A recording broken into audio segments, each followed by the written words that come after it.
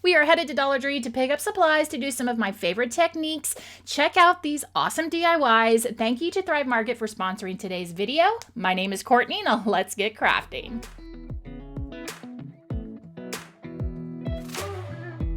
Wood pieces from Dollar Tree are definitely a great thing to pick up. They're not all the best deal, but a lot of them are. I've got some of this printable shrinky dink paper, and we are going to make an awesome faux stained glass tray. Now, you can draw on it if you choose to go that route. You definitely can do that. But like I said, you can also create something online and then print it out. I just went to Canva, typed in mosaic, and just printed a sheet out. It worked with my regular old crafting printer that I use. Absolutely love this. I will definitely have everything linked down below in the description box for you. Once it was printed out, I needed to trim it down. Now, I decided that I wanted all my tiles just to be square tiles, but again, you could cut this, and if you want to make it kind of mismatch, cut triangles, just want to cut it crazy, totally up to you. But I did 1x1 squares using my Fiskars paper cutter to get this trimmed up. With the pieces cut, it was time to plop them into the oven. So the directions for this was 329 for like 1 to 2 minutes, and then the paper has a matte side and then a shiny side. So I just filled up my cookie sheet. I did put a piece of parchment paper down, stuck it in the oven. Now I will say some of my tiles ended up having a little bit of curve to them, because here's the thing.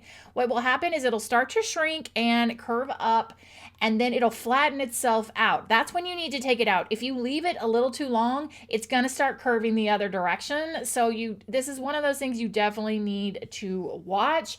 But when they were finished, I can't believe it. Like, they look like tiles. You've got a matte side and then you've got a shiny side.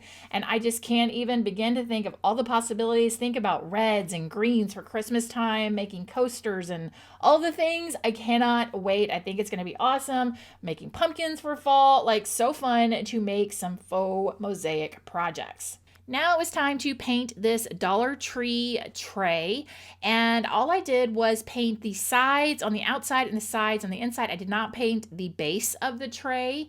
I did paint it with this kind of corally color, but once I got the tiles in there and I grouted it, it's going to get a color change, because there was another little color I wanted to pick up in the tiles, and I just love it much better. So just stay tuned for that.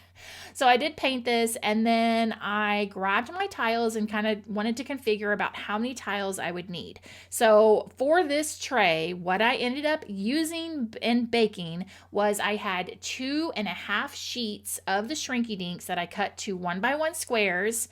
And I baked all those, and I ended up with about 12 left over. So if that gives you an idea, in case you're wondering, well, how many sheets do I need? About 2.5 cut to 1x1. That's if you do 1x1. So I secured these tiles. Once I figured out the spacing and made sure I had enough tiles, I did use the Gorilla Clear Grip glue. I would not recommend hot glue. I would recommend a very strong glue to tack your tiles down, and then I let that dry for 24 hours to make sure those tiles were nice and secure before it was time to put some grout in there. Next up, I picked up this ready-to-use grout. I just picked it up on Amazon. It was a little bit cheaper on Amazon than it was in my hardware store. And using a scraper that I had, I went and just started covering all of the tiles, making sure to push that grout in between my little cracks that I had in between each of the tiles. Then I scraped off the excess using my scraper the best I could. And from there, it was time to wipe them down. I just used a baby wipe to wipe off the extra grout. And then I did let this sit for 24 hours. Now, you could seal this if you'd like to, but I chose not to. And like I said, I changed the paint color, and here we go. This is how it turned out. I cannot believe I made a faux mosaic tray. I cannot wait to do more of these fun type projects.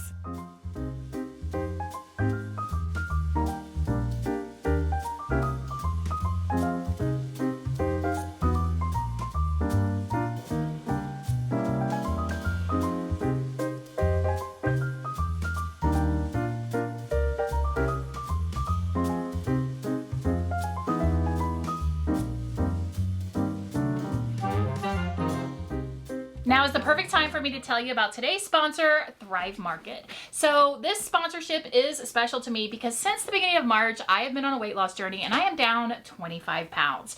Thrive Market is your one-stop shop for groceries, makeup, cleaning supplies. They have so much on your website. It is your trusted resource to get good quality products. I grabbed the box from my porch, which I also love that it's delivered to your home. Let me show you what I got. So protein is something that I definitely make sure to eat every day to help in my weight loss journey. Love the chopped beef sticks. These are great for a snack or if you just need a quick pick-me-up. Another snack I'm really loving lately, I got some muffaletta olive spread. I love to put this on some ciabatta with a little arugula and ham. It's a great little snack. Drinks, so many options on their website. Water intake is definitely a big thing on your weight loss journey. So I do like this brand, the LMNT. There are flavored packets inside, many different flavors, and I just make sure that I always hit my water goals every single day. Now, on the occasion that we don't want some water, of course, I've got to have my daily coffee. So cold brew is kind of what I'm liking lately. Caramel, this is absolutely delicious. Another drink option is these 0-calorie lemonade tea drinks. If you like Arnold Palmer's, you'll love these. There are so many different drink options on their website. And then I also like to pick up these bone broth packets. I use these two ways. Number one is if I need a little protein at the end of the day, super easy. But mostly when we're not feeling well, this is a great thing to get a little nutrition in your body. They sell makeup, personal items, and one of the supplements I love to get from them is these well-made turmeric. I take turmeric every day. I have noticed a significant difference. Not much joint pain, not much aches and pains, so that turmeric has definitely helped. And then I also got some lipstick. I needed another lipstick for my purse. Thrive Market strives to make sure that the ingredients in their products are good for you. And one thing we like to get is our pet treats from there because our dogs do have allergies. These are grain-free, gluten-free pumpkin biscuits. You can pronounce all the ingredients, so love to get the healthy pet snacks from Thrive Market. And of course, you can't go wrong with some cleaning supplies. I love the Rosie brand, so I restocked my all-purpose cleaner as well as my fruit and veggie wash. If you would like to try Thrive Market, you can do so by going to thrivemarket.com/creativeonthecheap. That will get you 30% off your first order and a free gift. So check the link down below in the description box to try it out. Now let's get back to the projects. I've got another wooden tray and we're going to make another faux stained glass in a different way. So to start off with this, I printed out a nice mosaic design on some vellum paper. Then taking some purple paint, I painted my tray with that purple paint. I wanted it to have a stained look, so I did take a baby wipe and wipe off a majority of that purple paint. I did not paint the very bottom of the tray. Then taking some Mod Podge, I stuck that in the tray and I placed my design on top of the Mod Podge. Now you're going to want to let that Mod Podge kind of dry to get a little bit tacky before you stick that vellum on there. Once the vellum's on there, I took a piece of parchment paper and I just used my mini heat press to get that attached. I absolutely love how this tray turned out. I definitely use it all the time. It holds all of my remotes in my craft room and there's so many possibilities. You definitely could make one of these for every season.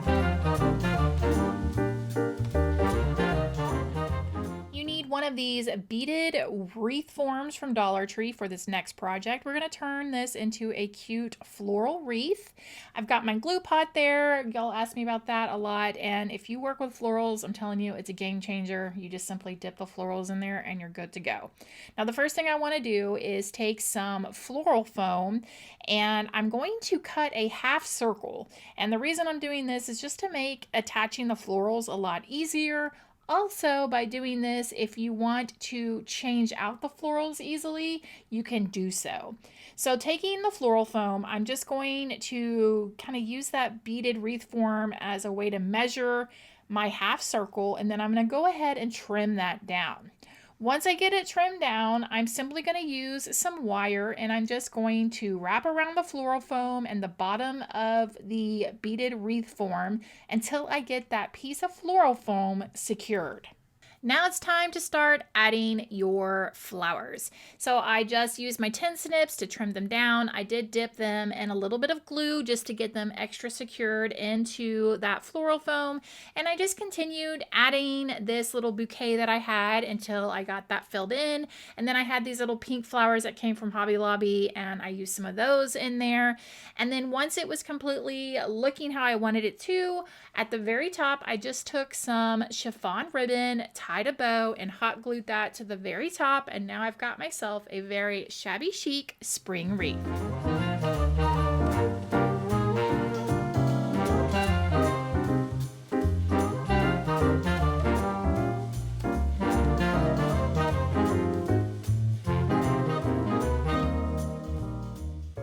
Grab either the square coasters or the round coasters from Dollar Tree and some water slide decal paper for this project. The awesome thing about this paper is all you need is just a regular inkjet printer. Now, one side is super shiny, the other side is matte, and you're going to print your images on the shiny side, like I said, with just a regular old printer. Once you've got those printed out, here is one of the designs I have. There's another page. You can grab all the free printables from today's video, also down below in the description box. You want to seal your images. Now, it does say to do 3 coats. You can do a spray sealer or even use Mod Podge. And again, you just want to put light coats on, let it dry, and then let it set up for a good amount of time once you put that sealer on there. Next, you want to trim your designs, and then you're going to stick them in just some plain water. It's not very long. It's about 5 or 6 seconds until the whole thing gets nice and wet. Whatever you are applying your design to, you want to make sure that there is water on that. So I did dip the coaster in the water, and then take your design, simply set it with the image towards whatever you're putting it on. So I'm using the coaster here, so I'm going to put the image directly onto the coaster, and then just like the name of the paper, water slide, you literally just take your fingers and the backing of the image will just slide right off, and you've got yourself a great design. Then continue this for all the other coasters. And of course, I like to go ahead and hit it with a little bit more sealer just to make sure everything's secure. Let it dry a good 24 hours. And now you've got some really fun, high quality looking coasters.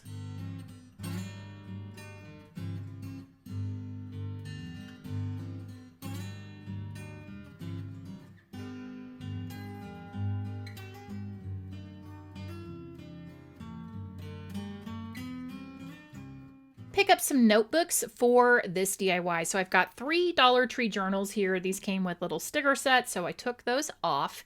And I want to give these a fun summer makeover. So the first option you've got here is I've created several different summer themed scrapbook papers. There are some fruit themed ones as well as some ice cream themed ones, and you can use these to wrap your journals.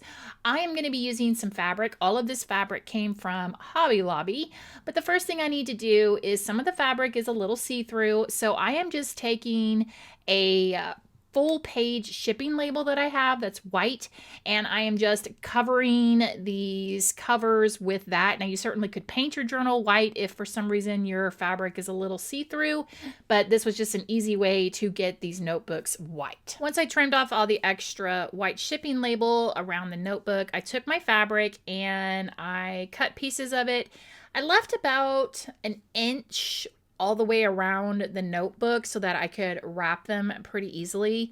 And for this, I just used my tape roller to attach it. So I put some on the front cover and stuck that down really good. I made sure to do a piece of the tape roll on the binding and then as well as the back. And then for the sides, I just folded them over again using that tape roller.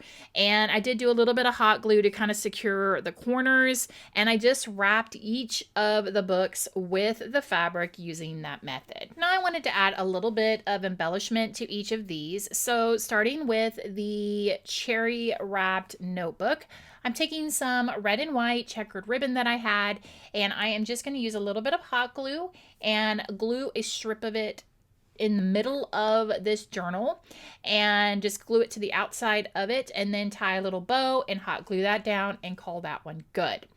For the fruit slice one, I am going to take some yellow ribbon, and in the middle portion of the door, I'm just going to cut 2 strips so that I can tie it closed. And for the last one, I'm just going to take some of these jewelry beads that I had and the word summer and just hot glue those directly to the strawberry notebook.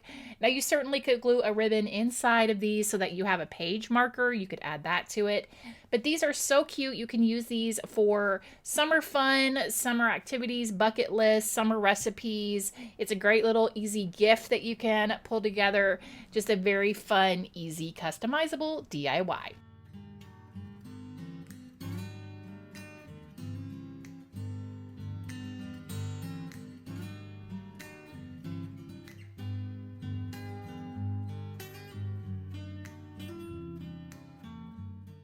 That's going to wrap up today's video. Let me know down below which one of these projects was your favorite. Also, let me know this. With Dollar Tree increasing their prices, let's help each other out. What is an item that you will still buy at Dollar Tree because it is the best deal? Drop all those down below in the comments and let's help each other out.